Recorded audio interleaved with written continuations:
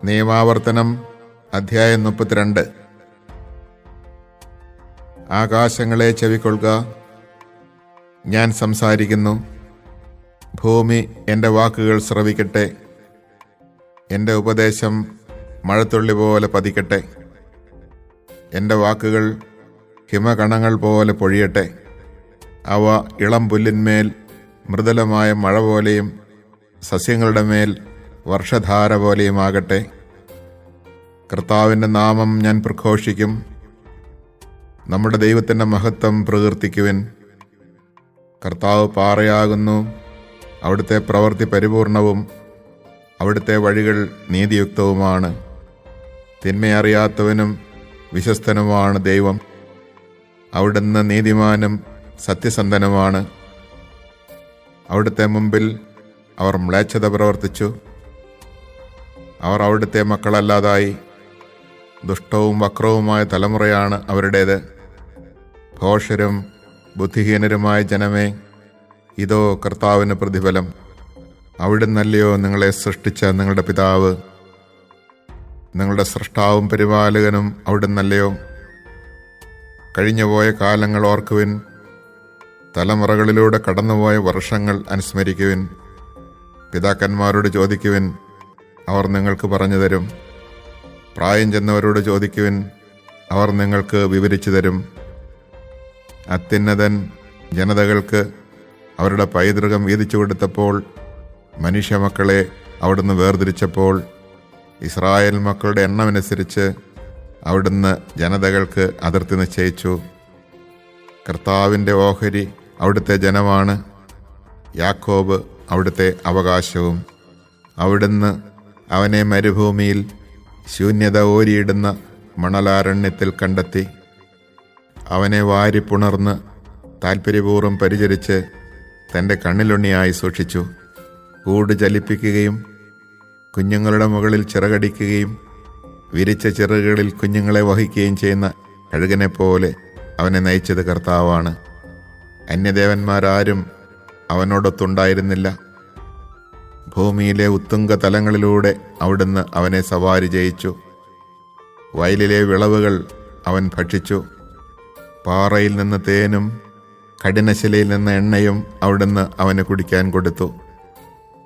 കാലിക്കൂട്ടത്തിൽ നിന്ന് തൈരും ആട്ടിൻപറ്റങ്ങളിൽ നിന്ന് പാലും ആട്ടിൻകുട്ടികളുടെയും മുട്ടാടുകളുടെയും ബാഷാൻ കാലിക്കൂട്ടത്തിൻ്റെയും കോലാടുകളുടെയും കൊഴുപ്പും വിശിഷ്ടമായ ധാന്യവും നിനക്ക് നൽകി. ശുദ്ധമായ മുന്തിരിച്ചാറ് നീ പാനം ചെയ്തു. യഷുറൂൺ തടിച്ച് ശക്തനായി, കൊഴുത്ത് മിനുങ്ങി. അവൻ തന്നെ സൃഷ്ടിച്ച ദൈവത്തെ ഉപേക്ഷിക്കുകയും തൻ്റെ രക്ഷയുടെ പാറയെ പുച്ഛിച്ചു തള്ളുകയും ചെയ്തു. അന്യദേവന്മാരെ കൊണ്ട് അവർ അവിടുത്തെ അസൂയ പിടിപ്പിച്ചു. നിന്ദ്യകർമ്മങ്ങൾ കൊണ്ട് കുപിതനാക്കി. ദൈവമല്ലാത്ത ദുർദേവതകൾക്ക് അവർ ബലിയർപ്പിച്ചു. അവർ അറിയുകയോ നിങ്ങളുടെ പിതാക്കന്മാർ ഭയപ്പെടുകയോ ചെയ്തിട്ടില്ലാത്തവരും പുതുതായി പ്രത്യക്ഷപ്പെട്ടവരുമാണ് ഈ ദേവന്മാർ. നിനക്ക് ജന്മം നൽകിയ ശിലയെ നീ അവഗണിച്ചു. നിനക്ക് രൂപമേകിയ ദൈവത്തെ നീ വിസ്മരിച്ചു. കർത്താവ് അത് കാണുകയും തൻ്റെ പുത്രീപുത്രന്മാരുടെ പ്രകോപന നിമിത്തം അവരെ വെറുക്കുകയും ചെയ്തു. അവിടുന്ന് പറഞ്ഞു, അവരിൽ നിന്ന് എൻ്റെ മുഖം ഞാൻ മറയ്ക്കും. അവർക്കെന്ത് സംഭവിക്കുമെന്ന് എനിക്ക് കാണണം. അവർ വക്രവും അവിശ്വസ്തവുമായ തലമുറയാണ്. ദൈവമല്ലാത്തതിനെ കൊണ്ട് അവർ എന്നിൽ അസൂയ ഉണർത്തി. മിഥ്യാമൂർത്തികളാൽ അവർ എന്നെ പ്രകോപിപ്പിച്ചു. അതിനാൽ ജനതയല്ലാത്തവരെ കൊണ്ട് അവരിൽ ഞാൻ അസൂയ ഉണർത്തും. ഭോഷന്മാരുടെ ഒരു ജനതയെക്കൊണ്ട് അവരെ ഞാൻ പ്രകോപിപ്പിക്കും. എൻ്റെ ക്രോധത്തിൽ നിന്ന് അഗ്നി ജ്വലിച്ചുയരുന്നു. പാതാളഗർത്തം വരെയും അത് കത്തിയിറങ്ങും. ഭൂമിയെയും അതിൻ്റെ വിളവുകളെയും അത് വിഴുങ്ങുന്നു. പർവ്വതങ്ങളുടെ അടിത്തറകളെ അത് ദഹിപ്പിക്കുന്നു.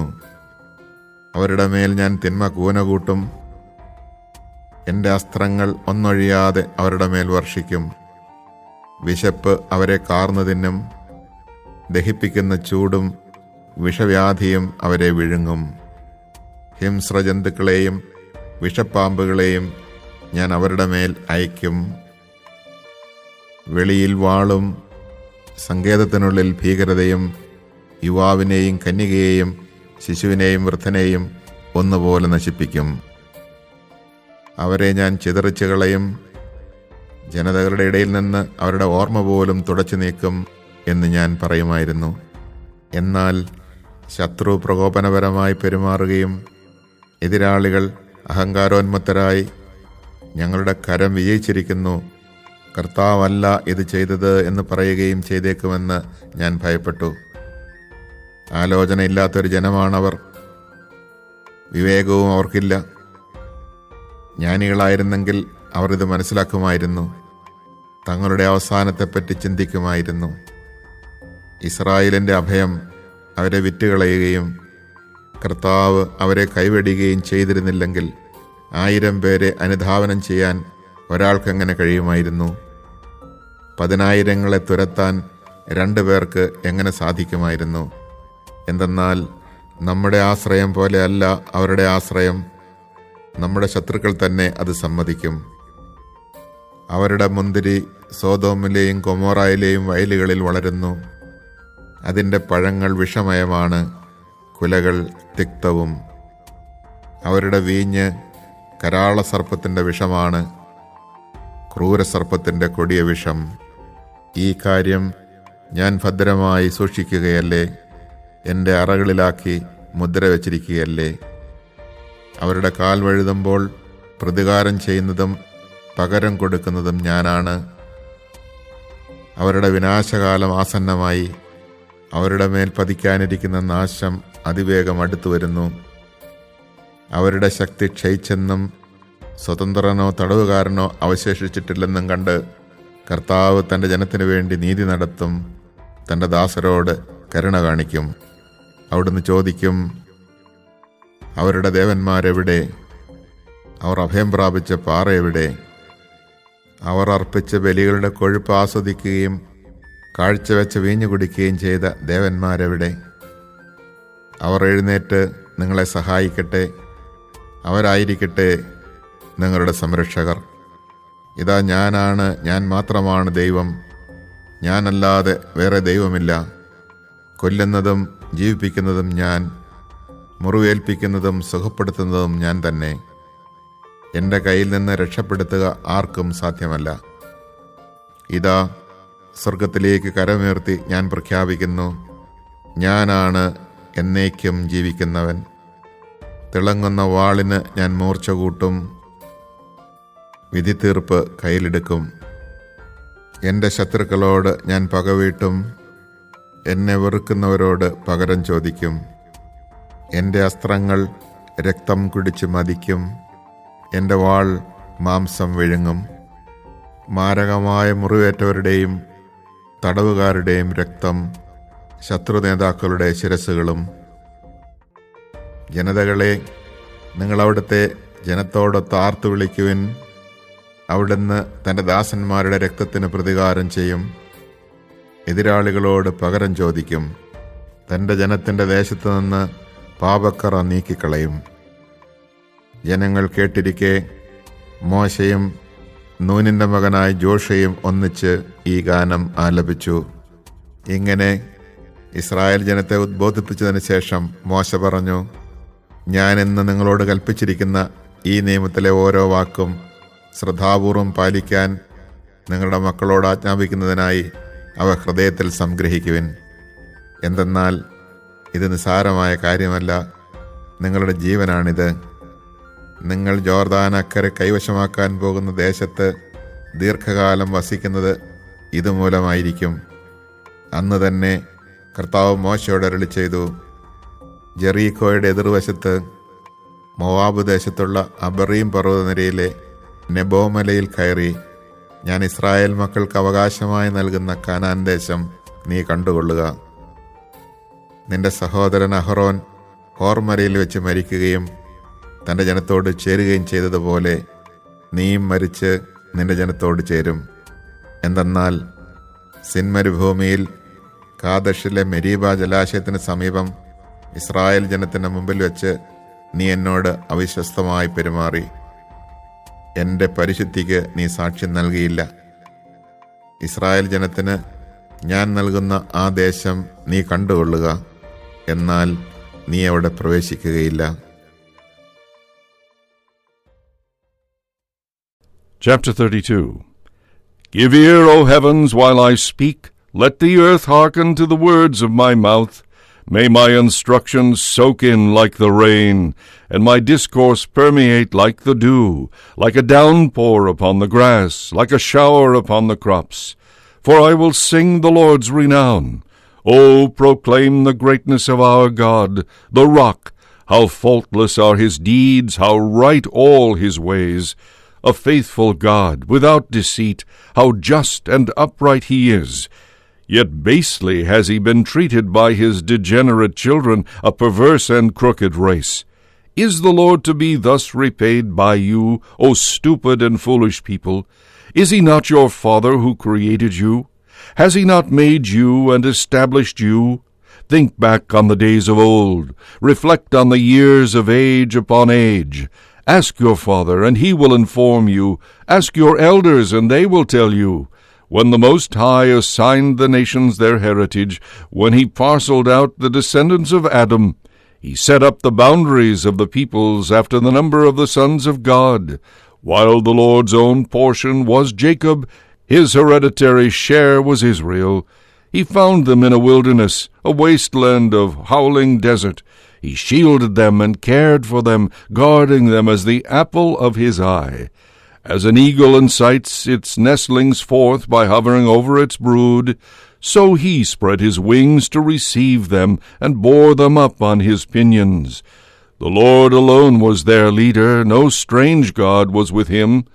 He had them ride triumphant over the summits of the land and live off the products of its fields, giving them honey to suck from its rocks and olive oil from its hard, stony ground, butter from its cows and milk from its sheep with the fat of its lambs and rams, its Bashan bulls and its goats, with the cream of its finest wheat and the foaming blood of its grapes, you drank.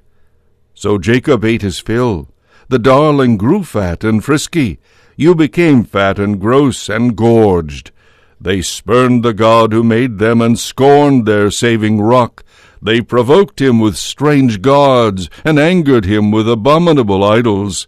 They offered sacrifice to demons, to no gods, to gods whom they had not known before, to newcomers just arrived, of whom their fathers had never stood in awe. You were unmindful of the rock that begot you. You forgot the God who gave you birth. When the Lord saw this, he was filled with loathing and anger toward his sons and daughters. I will hide my face from them, he said, and see what will then become of them. What a fickle race they are, sons with no loyalty in them. Since they have provoked me with their no God and angered me with their vain idols, I will provoke them with a no people. With a foolish nation I will anger them. For by my wrath a fire is enkindled, that shall rage to the depths of the nether world, consuming the earth with its yield, and licking with flames the roots of the mountains.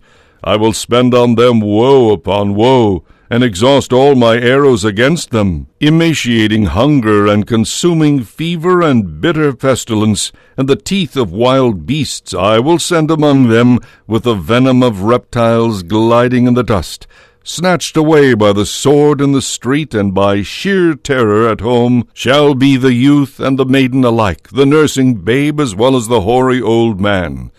I would have said, I will make an end of them and blot out their name from men's memories, had I not feared the insolence of their enemies, feared that these foes would mistakenly boast, our own hand won the victory, the Lord had nothing to do with it. For they are a people devoid of reason, having no understanding. If they had insight, they would realize what happened. They would understand their future and say, how could one man rout 1,000, or 2 men put 10,000 to flight, unless it was because their rock sold them and the Lord delivered them up? Indeed, their rock is not like our rock, and our foes are under condemnation. They are a branch of Sodom's vine stock from the vineyards of Gomorrah. Poisonous are their grapes, and bitter their clusters. Their wine is the venom of dragons, and the cruel poison of cobras. Is not this preserved in my treasury, sealed up in my storehouse, against the day of vengeance and requital, against the time they lose their footing? Close at hand is the day of their disaster, and their doom is rushing upon them. Surely the Lord shall do justice for his people, on his servants he shall have pity. When he sees their strength failing, and their protected and unprotected alike disappearing, he will say, Where are their gods, whom they relied on as their rock? Let those who ate the fat of your sacrifices and drank the wine of your libations rise up now and help you. Let them be your protection. Learn then that I alone am God, and there is no God besides me. It is I who bring both death and life, I who inflict wounds and heal them, and from my hand there is no rescue. To the heavens I raise my hand and swear, as surely as I live forever, I will sharpen my flashing sword, and my hand shall lay hold of my quiver. With vengeance I will repay my foes, and requite those who hate me. I will make my arrows drunk with blood, and my sword shall gorge itself with flesh, with the blood of the slain and the captured, flesh from the heads of the enemy leaders. Exult with him, you heavens, glorify him, all you angels of God, for he avenges the blood of his servants, and purges his people's land. So Moses, together with Joshua, son of Nun, went and recited all the words of this song for the people to hear. When Moses had finished speaking all these words to Israel, he said, Take to heart all the warning which I have now given you, and which you must impress on your children, that you may carry out carefully every word of this law. For this is no trivial matter for you. Rather it means your very life, since it is by this means that you are to enjoy a long life on the land which you will cross the Jordan to occupy. On that very day the Lord said to Moses, Go up on Mount Nebo, here in the Abarim mountains, it is in the land of Moab, facing Jericho, and view the land of Canaan which I am giving to the Israelites as their possession.